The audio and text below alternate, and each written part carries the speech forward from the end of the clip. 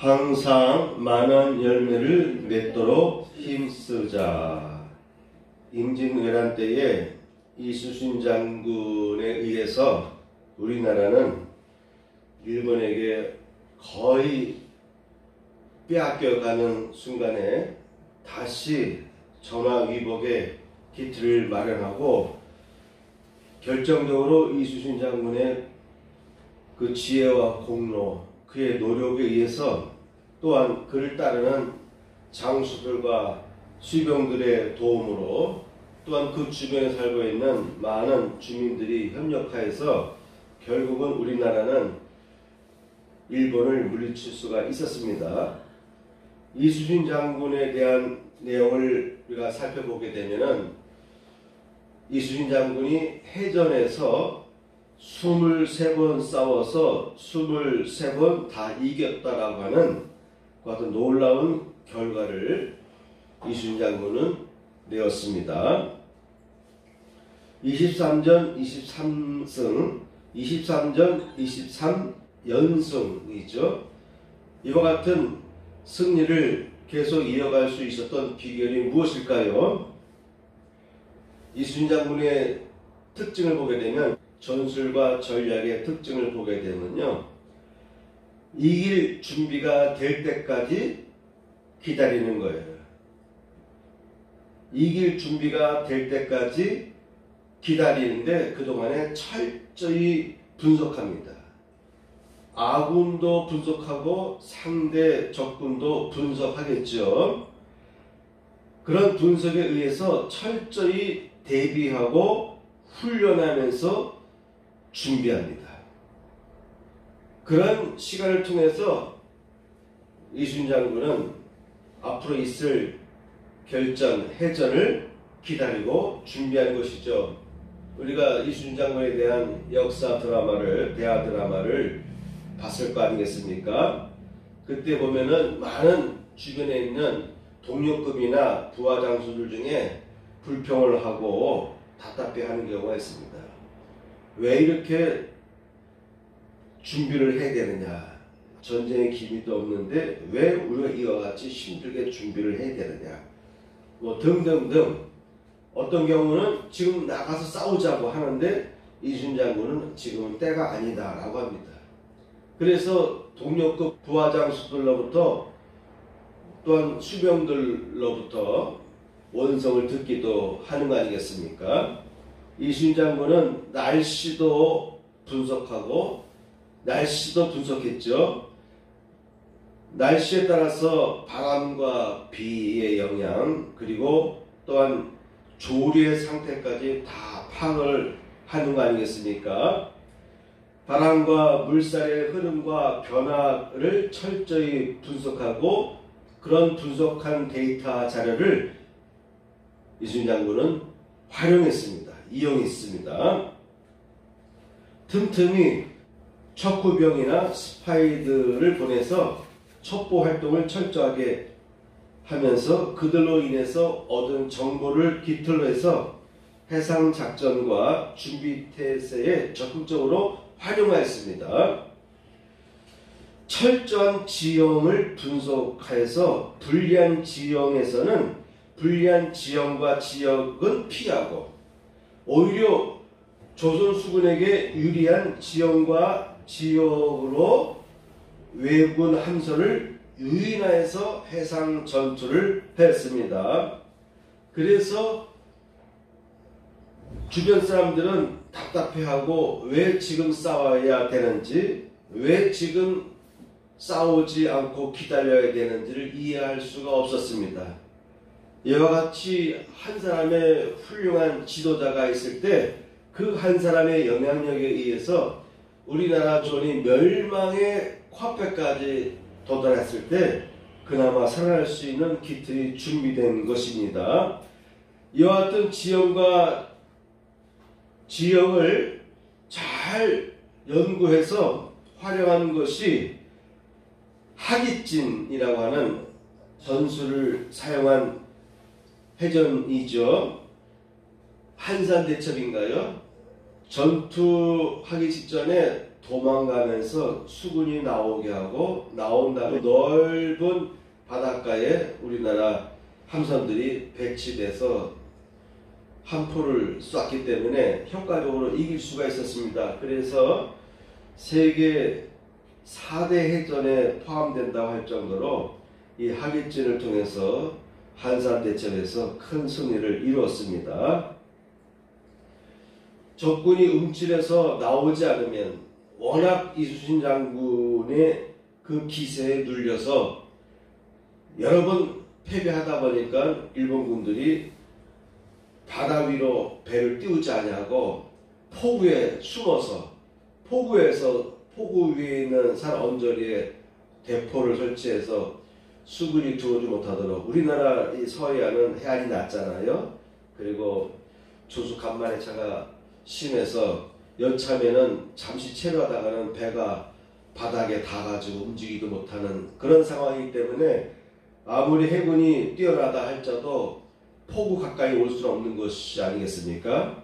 이토록 일본군들은 조선 수군의 위력을 알았기 때문에 감히 해전을 하려고 안 하고 오히려 포구에서 대기하고 숨어서 대응하는 자세를 취하기도 합니다. 그러한 상황에서 그들을 끄집어내기 위한 여러 가지 전략들을 이순신 장군은 참모들하고 상의하고 논의하고 계획을 세워서 결국은 23전 23승, 그러니까 23전 연승의 결과를 얻게 된 것입니다. 사람이 살다 보면은 뜻대로 되지 않는 경우가 많이 있습니다.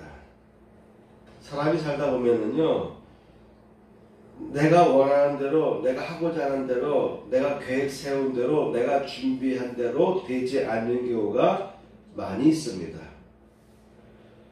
예기치 않는 변수가 생겨서 모든 수고가 엉망진창이 되는 경우도 많이 있는 것입니다.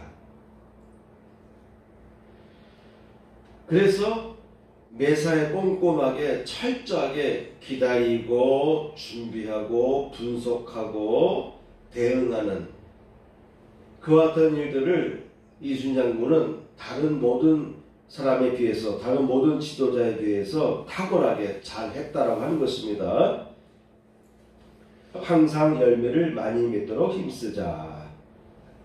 항상 열매를 많이 맺으려면 어떻게 해야 되겠습니까? 저절로 나무에서 열매 과실이 맺혀져서 그 열매가 익을 때까지 기다렸다가 떨어지는 것을 주워 먹기도 하면 얼마나 좋겠습니까마는 오늘날 시대는 그렇게 기다릴 수가 없죠.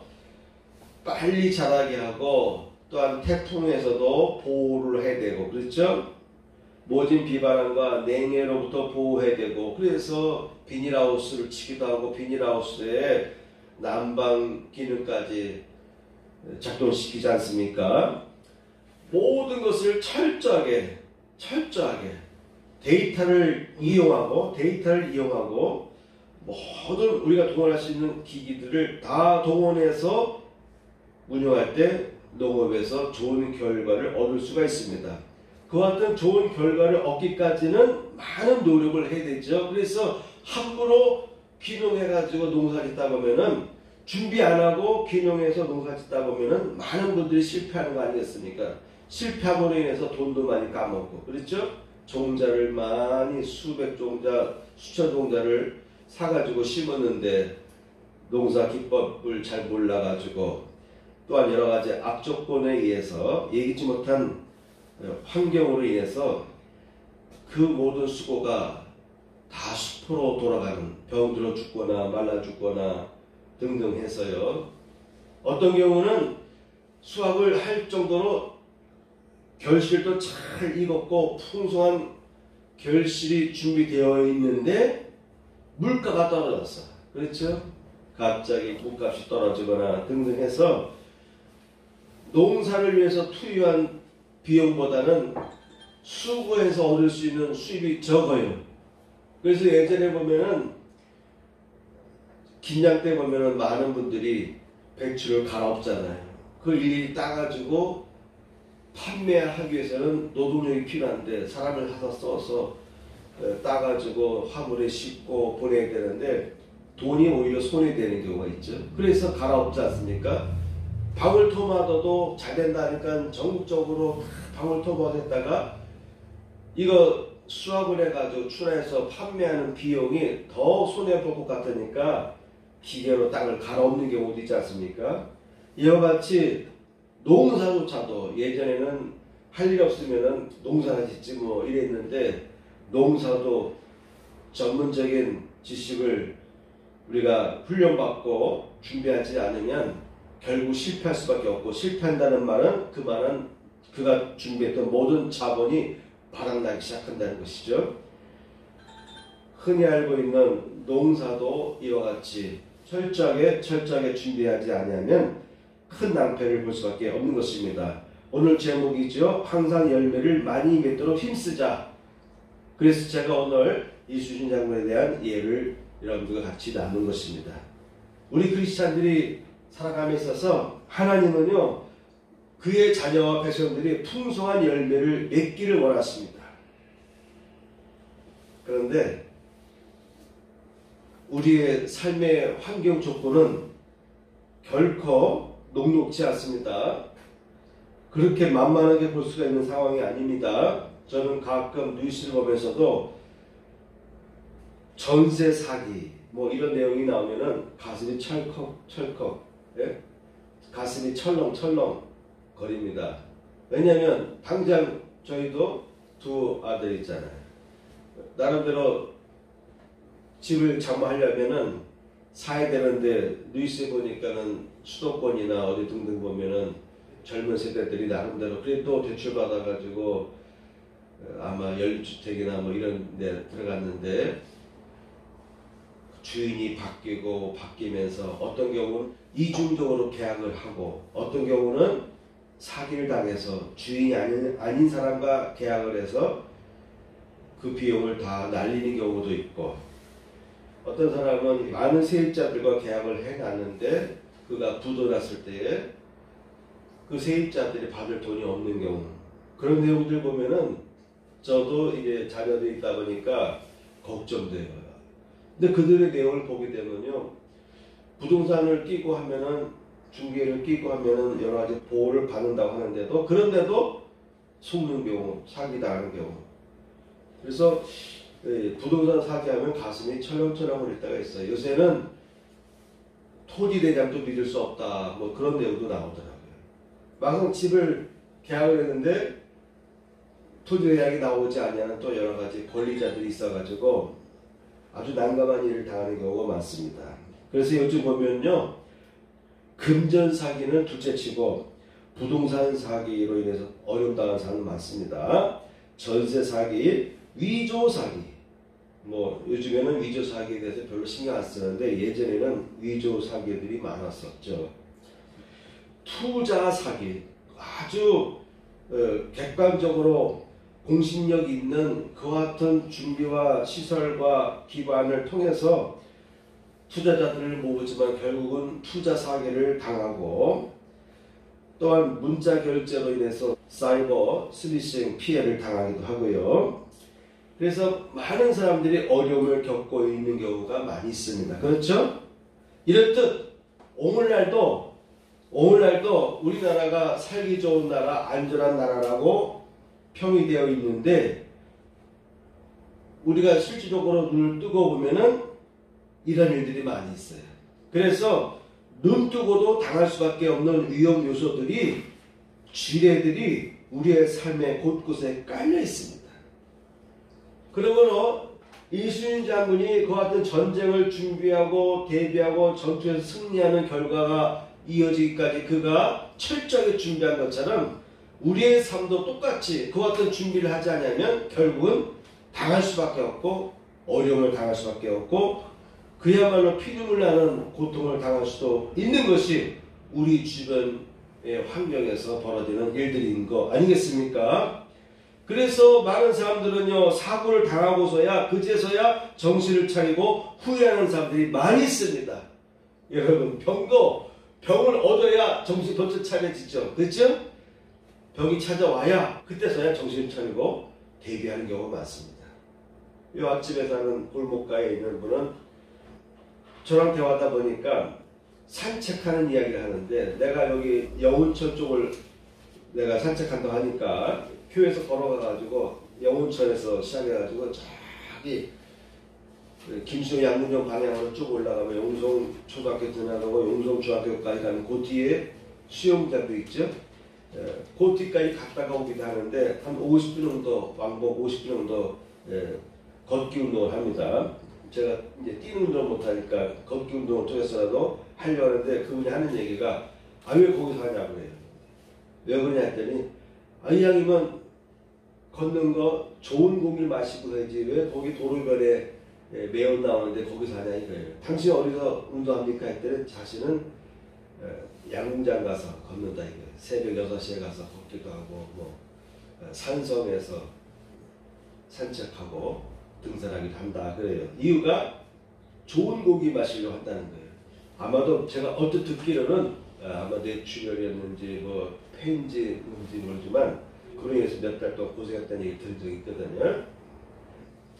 이와 같이 어떤 병을 앓게 되면 그 다음부터 트라우마가 돼가지고 철저히 조심하려고 해요. 이왕이면은 당하지 않고서 철저히 깨워서 준비하며 헤쳐나가는 지혜가 중요하겠죠. 여러분들에게도 이와 같은 당하기 전에 이왕이면은 미리미리 철저히 준비하고 깨워서 준비하면서 헤쳐나가서 승리할 수 있는 지혜자가 되시길 축복합니다. 세상의 얄팍한 지식과 자신의 경험에 의존하기보다는 돌다리도 두드리며 건너라 라는 속담처럼 어떤 문제를 접하게 되면 다시 생각하여 보고 여기저기 조언을 구하며, 여러분 자꾸 조언을 구할 필요가 있습니다. 한 후배는 자꾸 저와 대화를 자꾸 하려고 그래요. 그래서 이 정도 나이가 됐으면 거기도 한 60 다 된 것 같은데 저에게 자꾸 대화를 유도해요.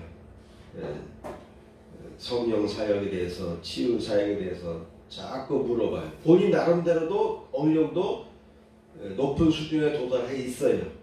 그래서 부흥회도 나가고 하는데 그런데도 자꾸 나에게 물어봐요. 나름대로 어느 정도 안정된 목표를 하고 있는데 틈만 나면 저에게 자꾸 그쪽 방향으로 질문하고 물어보고 자꾸 그래요.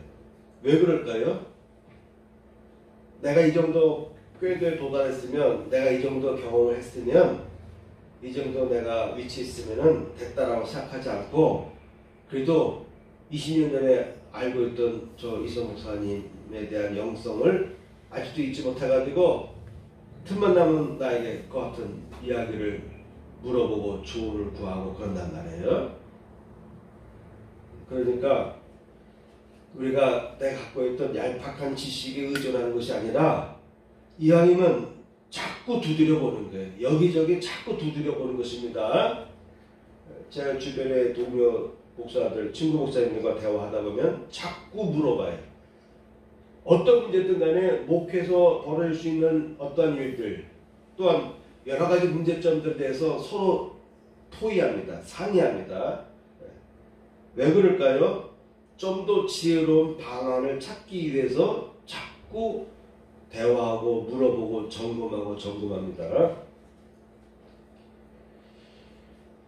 그래서 돌다리도 두드리며 건너라 라는 속담이 오늘 우리 크리스찬들에게 매우 필요합니다. 왜? 항상 열매를 맺는 삶을 살아가기를 하나님은 원하십니다. 예수님도 권했습니다. 너희들이 항상 열매를 맺으면, 풍성한 열매를 맺으면, 많은 열매를 맺으면 하나님께서도 기뻐하시고 하나님께 영광이고,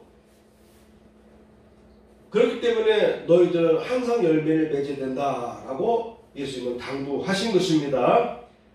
그러므로 항상 열매를 맺기 위해서는 지금까지 우리가 여러 가지 이야기를 나눴던 그 같은 과정을 신앙의 삶에도 적용해 볼 필요가 있는 거예요. 그래서 이왕이면 실패를 덜 해야 되고, 이왕이면 실패하지 아니하고, 이왕이면은 풍성한 열매를 맺는 삶을 살아가야 됩니다. 예수님과 성령님의 인도하심을 받으면서 철저하게 한 발 한 발 주변 사람들과 대화를 하지만 그것을 멈추지 아니하고 내가 지금 대화하고 있는 상대방을 통해서 성령님께서 그분에게 가르쳐 주시는 그 지혜를 내가 대화를 통해서 얻어낼 수 있는 것입니다. 직접 내가 예수님으로부터 성령님으로부터 지혜를 얻을 수 있어요. 기도하면서 계속 지혜를 구하는 것입니다. 그리고 나와 만나는 사람, 영적으로 어느 정도 건강한 사람들과 만나서 자꾸 대화를 하면서 나에게 직접 주시지 못하지만 나와 대화하는 그분을 통해서 알려주시는 지혜가 있어요. 응답이 있습니다. 그래서 우리 크리스찬들은요, 나이가 들었다고 해서, 경험이 많다고 해서, 어느 정도 경륜이 올라왔다고 해서 어떠한 일들을 등한시하는 것이 아니고요, 올라가면 올라갈수록 더욱더 익으면 익을수록 고개를 숙이잖아요. 그렇죠? 곡식이 이삭이 익으면 익을수록 점점 고개를 숙이듯이요, 우리 크리스찬들은 계속해서 물어봐야 됩니다. 하나님께 물어보고 예수님과 상의하고 성령님과 상의하고 또한 설교 시간에 그 설교 말씀을 통해서 오늘 나에게 어떤 말씀을 주시는지를 포착하고 안테나의 귀를 열어서 포착하고요. 그리고 고민하고 기도하고 주변 분들과 자꾸 상의 상담하면서 조언을 구해야 됩니다. 이렇게 철저하게 한 발 한 발 나아가는 사람은요, 속임을 당하지 않습니다. 그런 삶을 준비하는데도 당할 수가 있는데 우리 크리스찬들에게는요, 하나님이 계시잖아요. 성령께서 개입하셔요. 그래서 내가 따지고 분석해서 나름대로 지혜롭게 감독하지만도 내가 보지 못하는 영역이 있거든요. 속을 수가 있는 거예요. 그때 성령이 역사하십니다. 그때 성령께서 직접 나에게 계시해 주시고 나의 길을 막으셔요. 사도 바울이 아시아로 향해서 계속 복음을 전하려고 하니까 예수의 영이 가로막지 않습니까? 2번씩이나 가로막으면서 결정적으로 그래도 못 깨달으니까 밤중에 환상으로, 밤중에 비몽사몽간의 환상을 통해서 유럽으로 가라 라고 하는 결정적인 계시를 해주었습니다. 사도 바울도 나름대로 뜻은 있고 나름대로 계획이 있어서 지금 눈앞에 펼쳐지는 일들이 급해서 지금 아시아에서 복음을 전하니까 복음이 막 열리고 있어요. 그런데 하나님은 아니에요. 일단 스톱! 여기서 멈추고 너의 발길을 아시아에서 유럽으로 돌려라. 그래서 그리스로 사도 바울이 선교 방향을 돌린 것입니다. 하나님은 그분의 자녀들이 실패의 길을 걷지 않기를 원하십니다. 하나님은 여러분이 하나님과 긴밀히 동행하며 안전하게 승리하며 성공하고 그런 길을 걷기를 원하시는 분이십니다. 원하십니다. 하나님은 여러분이 그런 걸음을 통해서, 그런 여정을 통해서 이왕이면 많은 열매를 풍성하게 맺으며 승리하는 자녀가 되기를 원하십니다. 그러므로 하나님의 자녀된 우리 그리스도인은 하나님과 긴밀히 상의해야 됩니다. 어려우면 어려울수록 존 웨슬리 목사님이 그랬습니다. 지혜로운 분들은요, 어려운 문제에 봉착할수록 내가 뭔가 결정을 해야 되는데 나의 결정으로 인해서 아주 많은 영향력이 펼쳐질 때, 중요한 문제가 닥칠 때마다 중요한 문제를 논의하고 결정해야 될 순간일수록 웨슬리 목사님은요, 더 많은 시간을 할애해서 기도했습니다. 더 많은 시간을 기도했어요. 그래서 우리 그리스도인들은 하나님과 긴밀히 상의하고 동행하면서 안전하게 승리하면서 많은 열매를 맺기 위해서 노력을 하셔야 됩니다. 오늘 본문의 내용은 불과 이전에 불과하지만 지금까지 내가 설명한 내용들을 여러분들이 숙지하고 소화한 가운데서 오늘 본문 말씀을 여러분 이해하시길 바랍니다. 예수님께서 이른 아침입니다. 이른 아침에 예루살렘 성으로 들어가셨다라고 되어 있죠. 본문에 보면은 18절, 이른 아침에 성으로 들어오실 때의 예루살렘 성입니다. 예수님께서 시작하셨어요. 자, 여러분, 예수님도 인간의 몸으로 왔기 때문에, 완벽한 인간의 몸으로 왔기 때문에 예수님도 음식을 먹을 수밖에 없어요. 배고프면 위가 당겨서 배가 당겨서 먹을 수밖에 없어요. 아침에 시장하셨습니다. 시장을 느꼈어요. 그래서 길가에서 한 무화과 나무를 보시고 그리로 걸어갔습니다.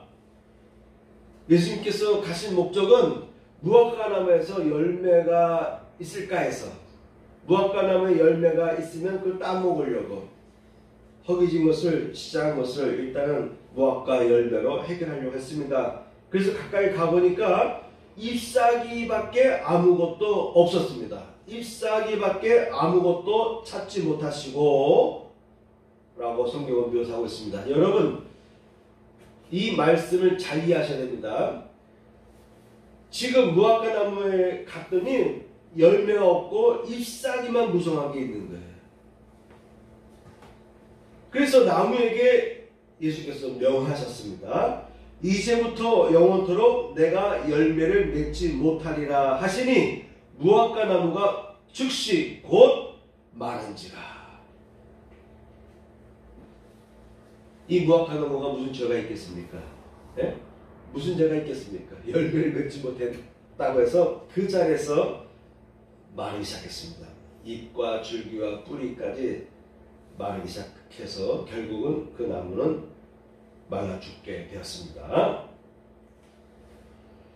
이 나무가 무슨 죄가 있겠습니까? 근데 더 우리가 놀랄 수밖에 없는 것은 무화과 나무에서 열매를 맺을 수 있는 시기가 지금은 아니에요. 우리 교회 마당에도 보면은 감나무가 있잖아요. 11월 달쯤 돼야, 11월 중순 전후 돼야 이 감을 딸 수가 있어요. 우리 한국감리교회의 추수감사절과 기간이 거의 비슷해. 그죠? 근데 이와 같은 감이 열리기까지는 봄부터 시작해서 한 4월, 5월부터 시작해가지고요. 계속 비가 오죠. 바람도 세게 불고. 또한 태풍도 여름철, 가을까지 계속 불지 않습니까? 지저분해요. 계속 잎사귀가 떨어지는 것뿐만 아니라 우두둑, 우두둑, 우두둑. 이 나무에 엄청나게 감이 맺혀지는 거예요. 처음에는 잎사귀밖에 없어요. 그런데 잎사귀 가운데 보면은, 줄기에 보면은 몽우리 같은 데가 있어요. 몽우리 같은 데가 있습니다. 그 부분이 몽우리 같으면서 점점 커지는 거예요. 커지는 거예요. 방울토마토도 보면은 꽃이 피는 자리에서 알갱이가 생기기 시작해요. 그런데 너무너무 많이 생긴 거예요. 그래서 너무 많은 열매를 품고 있기 때문에 영양이 부족하죠. 그러다 보니까 영양을 제대로 공급받지 못하는 열매들은 떨어지기 시작을 해요. 살짝 바람만 불어도, 어떨 때는 바람이 안 불어도 저절로 떨어집니다. 그걸 볼 때마다 야, 너무 안 된 거예요. 제 사람의 입장에서 볼 때는, 관찰자 입장에서 볼 때 너무너무 안타까워요. 너무나 많은 감 열매들이요, 익지 못하고 바닥에 막 떨어집니다. 무수하게 떨어집니다. 한 번으로 끝나는 것이 아니에요. 다음에 또 비가 오면, 다음에 또 바람이 세차게 불면 또 떨어져요. 그런 일들이 가을까지 이어져요. 봄부터 가을까지 계속해서 어떤 것은 거의 다 익었어요. 큼지막하게 익었는데 색만 아직 노랗게 변하지 않은 거예요. 어떤 경우는 노랗게 변했는데도 떨어지는 거예요. 완전하게 익지 않은 상태에서 떨어지는 것입니다.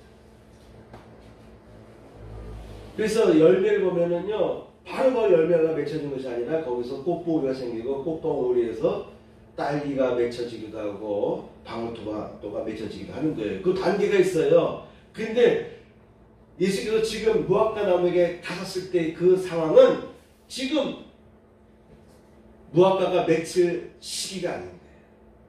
그 전 단계입니다. 그래서 잎사귀만 무성한 상태에 있었던 거예요. 그런데 예수님께서는요, 저주하셨어요.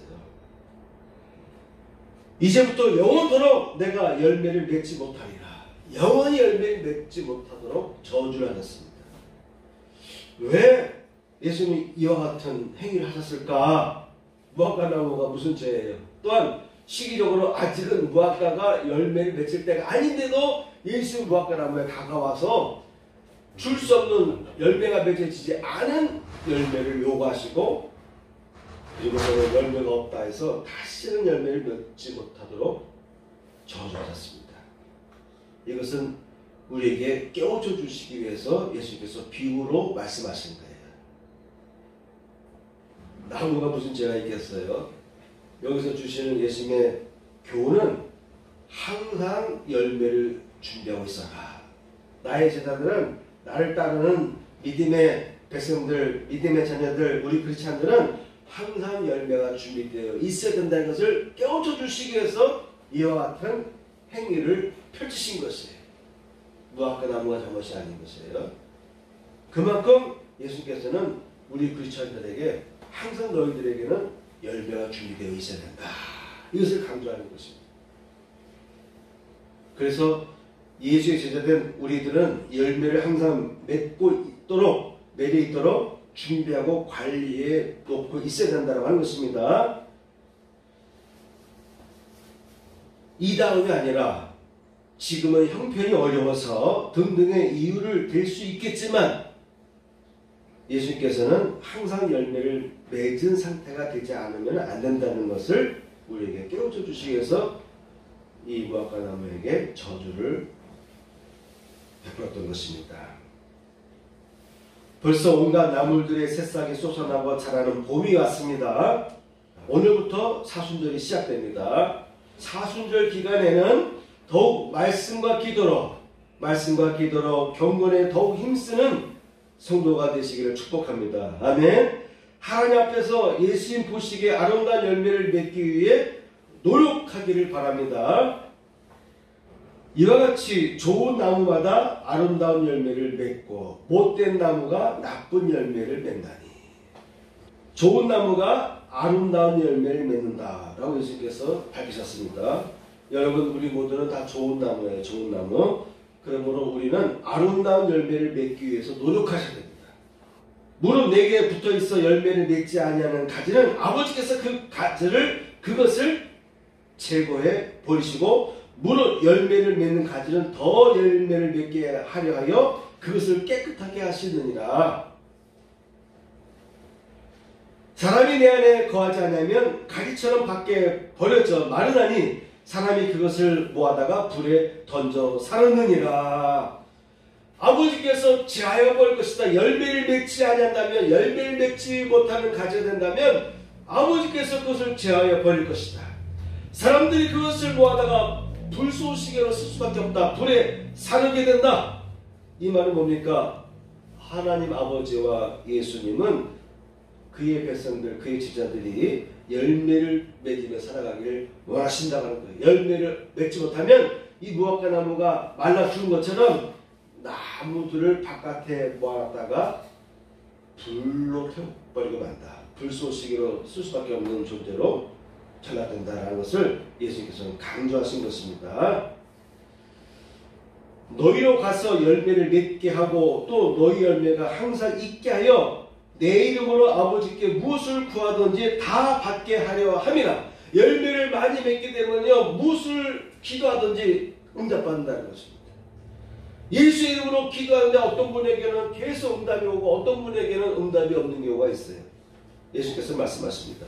열매를 맺으면, 너희가 나가서 열매를 맺으면, 너희 열매가 항상 있다 한다면 너희들이 나의 이름으로 무엇을 구하든지 구하라. 그리하면 다 받게 될 것이다 라고 약속하신 것입니다.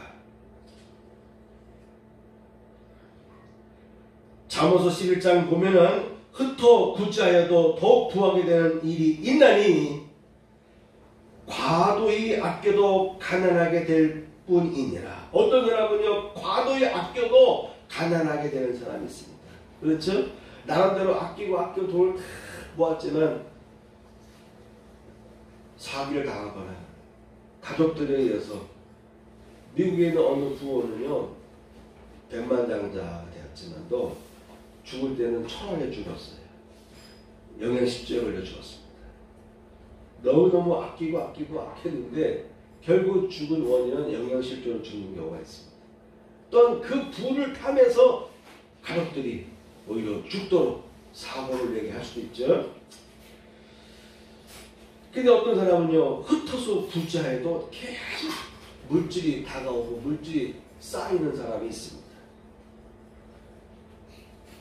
그래서 예수님께서 말씀하십니다. 내게 구하는 자에게 주며 내게 꾸고자 하는 자에게 거절하지 말라. 주라, 그리하면 너희에게 줄 것이니 곧 후히 되어 누르고 넘치도록 하여 너희에게 안겨주리라. 너희의 헤아리는 그 헤아림으로 너희도 헤아림을 받을 것이니라. 여러분, 이왕이면 자꾸 나눠주고 자꾸 베풀고 자꾸 도와줄 수 있는 그 어떤 삶을 살게 해달라고 기도하시기 바랍니다. 잠언에서 그렇게 말하고 있지 않습니까? 흩어 부자해도 자꾸 베풀었는데도 자꾸 어디선가 계속 스윙에 들어와요. 자꾸 베푸는데 자꾸 퍼주는데 어디선가 자꾸 메꿔지고 더 들어와서 오히려 넘쳐나는 경우가 있습니다. 열매를, 이와 같은 열매, 어떤 물질을 통해서 열매를 맺는 사람은요, 또 물질 통해서 역사하십니다. 그래서 심은 대로 거둔다. 건강도 심은 대로. 내가 음식을 절제하면 당뇨를 어느 정도 견제할 수 있고, 때에 따라서는 당뇨도 이길 수가 있지 않겠습니까? 음식을 절제하고 다이어트를 하면 반드시 살이 빠지게 되고 건강이 오잖아요. 심은 대로, 건강도 내가 노력한 대로 얻게 되는 것처럼 하나님 앞에서 우리가 무엇을 심든지 어떤 것을 심는 그 어떤 열매를 얻는 사람이 있어요. 그렇죠? 내가 무언가를 심음으로 인해서 어떤 열매를 맺는 경우가 있는데 다양한 경우가 있습니다. 그러면 여러분들 하나님 앞에서 열매를 맺기 위해서 힘쓰시는 여러분 되시길 축복합니다. 아멘. 몇 가지 성경 말씀 전하고 마치겠습니다. 시편 112편에 보면은 그가 재물을 흩어 빈궁한 자에게 주었으니 그의 의가 영구히 있고 그의 뿔이 영광 중에 들리리로다. 갈라디아서 말씀, 스스로 속이지 말라. 하나님은 업신 만올이라고 되어 있어요. 예전 성경에는 만올이, 지금 갖고 있는 성경에는 업신으로 단어가 바뀌었는데, 업신 여기를 받지 아니하시나니 사람이 무엇으로 심든지 그대로 거두리라. 자기의 육체를 위하여 심는 자는 육체로부터 썩어진 것을 거두고 성령을 위하여 심는 자는 성령으로부터 영생을 거두리라. 디모데전서 1장, 선한 일을 행하고 선한 사업에 부하고 나눠주기를 좋아하며 동행하는 자가 되게 하라. 이것이 장래에 자기를 위하여 좋은 터를 쌓아 참된 생명을 취하는 것이니라. 이와 같은 말씀들을 통해서 성경에는 다양한 열매를 맺는 방법들, 비결들을 우리에게 제시해주고 있는데, 그 모든 방법들을 잘 활용하시고 또한 그 열매가 잘 맺혀지도록 여러분들 계획하시고 다시 생각해보고 다시 고민해보고 주님과 계속 긴밀히 교제하면서 내 마음속에서 떠오르는 그 축복의 그 비전이 완전히 열매를 맺도록, 또한 열매 맺어서 하나님께서 더 나에게 복을 줄 수 있는 그 같은 복된 하나님의 자녀들이 되도록 여러분 힘써 노력하시길 축복합니다. 아멘. 찬양 한곡 부르겠습니다.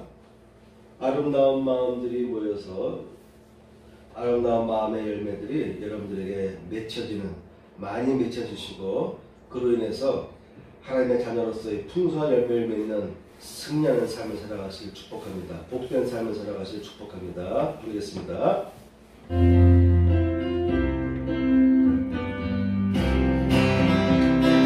아름다운 마음들이 모여서 주의 은혜 나누며 예수님을 따라 사랑해야지. 우리 서로 사랑해. 하나님이 가르쳐준 한 가지, 내 이웃을 내 몸과 같이 미움 다툼 시기를 두버리고 우리 서로 사랑해. 이 다음에 예수님을 만나면 우리 뭐라 말할까. 그때에는 부끄러움 없어야지. 우리 서로 사랑해. 하나님이 가르쳐준 한 가지, 내 이웃을 내 몸과 같이 미움 다툼 시기를 두버리고